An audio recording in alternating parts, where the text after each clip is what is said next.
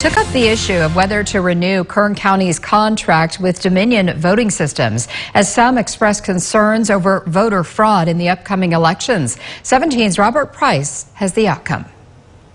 Election integrity. It's been the topic of discussion in the United States for a few years now. Well, the topic came to the Kern County Board of Supervisors on Tuesday. Specifically, what to do with the $224,000 contract with Dominion Voting Systems, a company that has been the target of conservative groups that say its equipment is vulnerable to tampering and fraud. Kern County's contract with Dominion is up for renewal and must be resolved one way or another before the June primary. At this juncture, Kern County Auditor Controller County Clerk Mary Bedard told the board Tuesday there's really no option but to renew the Dominion contract. We wouldn't be able to conduct the elections in 2022. This is the equipment we have. We need the licensing. Once again, I'm going to ask the audience to refrain. And in the end, that's what the board voted to do, unanimously, 5-0. But not without hearing from a procession of speakers urging the board to reject the Dominion system. There's a branch of the military that's the Q team.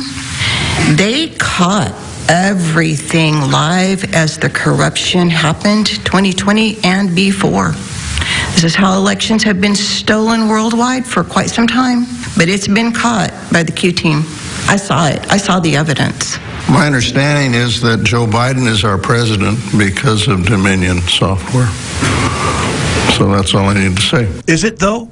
Painstaking analyses by state and federal inspectors has found nothing amiss with Dominion machines, as Bedard pointed out. There were thorough investigations. Former Attorney General William Barr had stated in 2020 that both the DOJ and the FBI had looked into these charges. The Department of Homeland Security has also looked into these issues, and they did not find any substantiation to the charges. Paul Linfesti was one of the few speakers who did not call for rejection of the contract. We need to keep an open mind, especially since the official election results showed in the recall that the recall went through in Kern County by over 50,000 votes. So that sounds like about right what you would expect in this county. Why Supervisor David Couch wanted to know was the county only now considering the contract 2 months before the state primary election and too late to realistically choose any other course. Bedard's answer?